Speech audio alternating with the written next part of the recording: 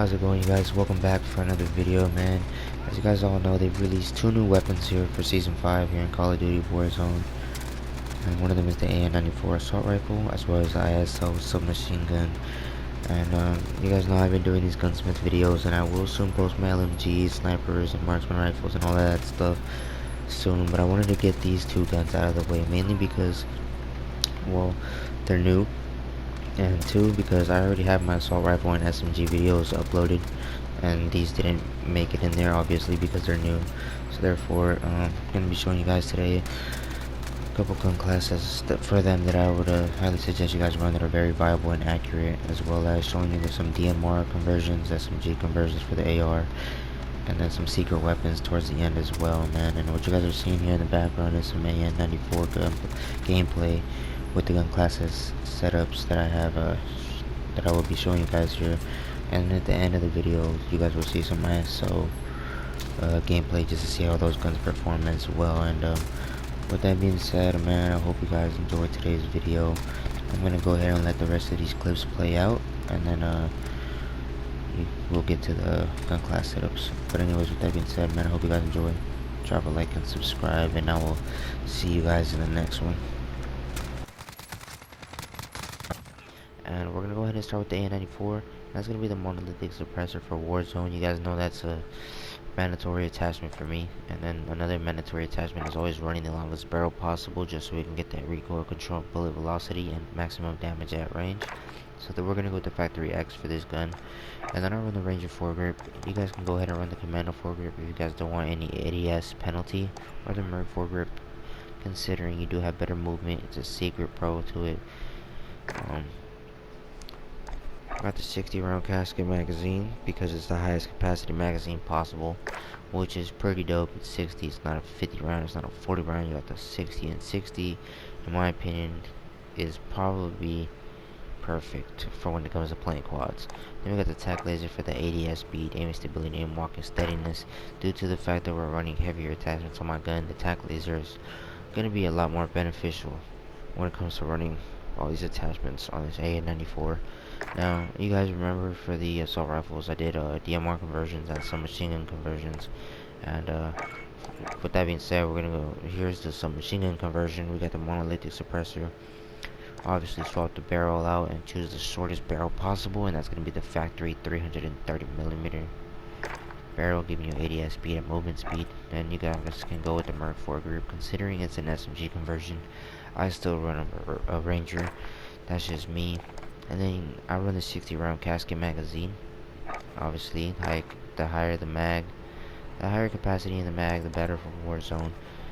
And then you can totally run the folded stock if that's you. You guys know I mentioned in my last video, the assault rifle gunsmith, that I usually run the close quarter stock because it gives me ADS speed, but it also keeps my gun stable. Recoil control and aiming accuracy is a lot better with this rather than the folded stock or no stock, due to that recent nerf to that no stock. But for this one specifically, I actually go with the VOK PX9 Paro, and the reason for that is because it's going to give you the ADS speed that I get from the close quarters and the folded stock, but it's also going to give me aim, walking, movement speed, which I think is beneficial. And it does not make my accuracy any less than you running the close quarter stock. So that's what I run for this, man. And when it comes to running it as a DMR, you guys know I run the longest barrel, the monolithic suppressor. I run a variable zoom scope because it's not as zoomed as the sniper scope. You only have one option when it comes to the sniper scope, and the variable zoom scope gives you two. Gives you the possibility of being more aggressive in an up closer fight.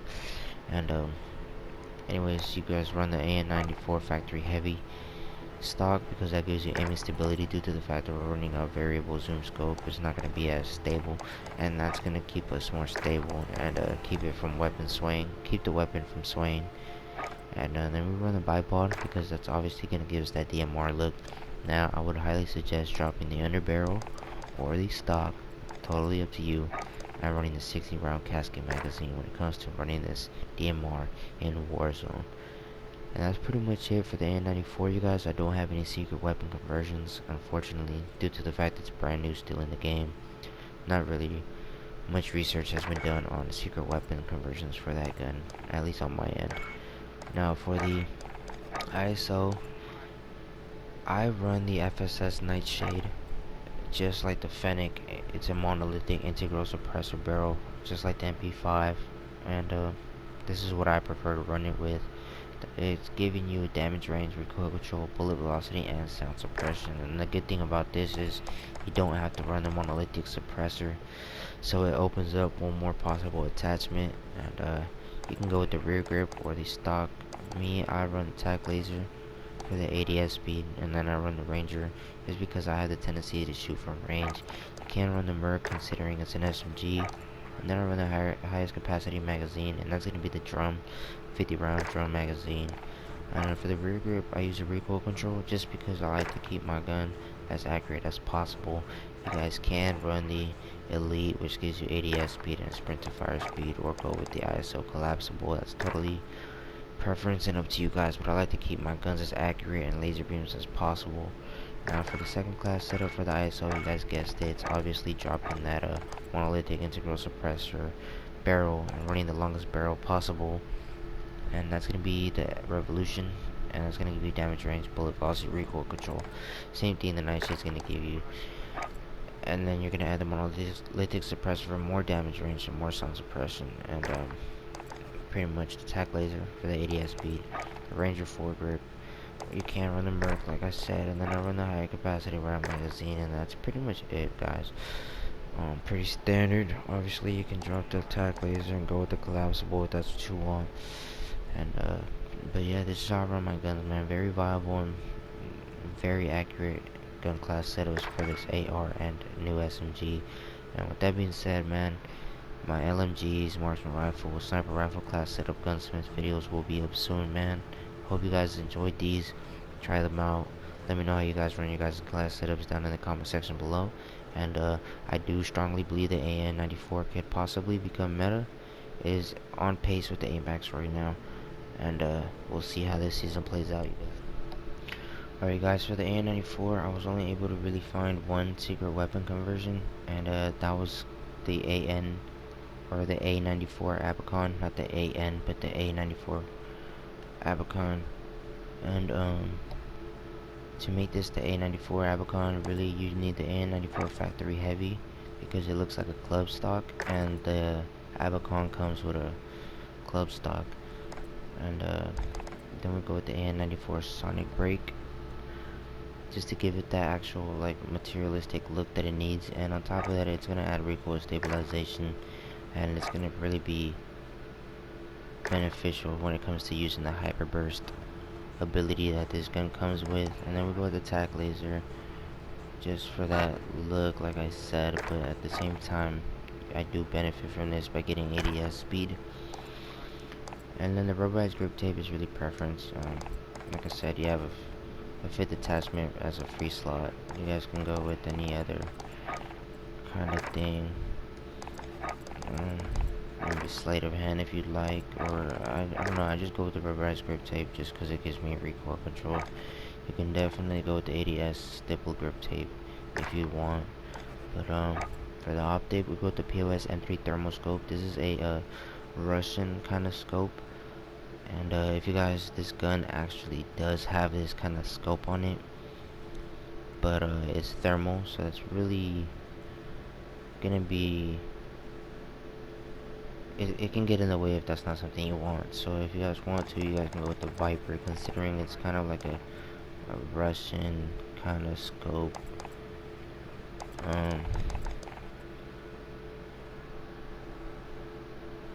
Oh yeah, see, it even says it, precision reflex sight of Russian origin. Or you can even go with the 4x flip hybrid, man. But me preferably, just because of that look, I'm gonna go with the POS empty thermoscope. Plus, when you ADS and you're looking through the scope, man, it really does look nice. That's night vision and thermal overlay at the same time, and it gives it a nice little purple red look. It's really nice. It looks great. So this is the Abacon right here, and that's really all I was able to find for this gun, man. Yeah. When it comes to secret weapon conversions for the ISO, I was really only able to find one. I have a second one that I'm going to show you guys, but that's really one that I made on my own. I'll get to that in a second, but for this ISO weapon conversions, it's the APC-9K. You guys can definitely search it up on Google, and it's gonna look just like this, man. We run the ISO 140mm CQB barrel. It's gonna give us ADS speed and movement speed. We run the tactical suppressor. Honestly, the tactical suppressor is really just for look. If you're gonna actually run this in game in Warzone or multiplayer, I would honestly go with the monolithic suppressor.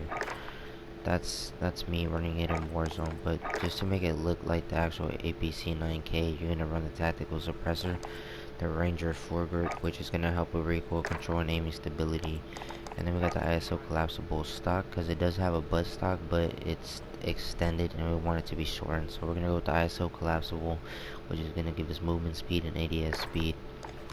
And then for the optic, man, I wish I can say it's preference, but I mean, this is really what it comes with. It comes with a Corp Combat hollow sight.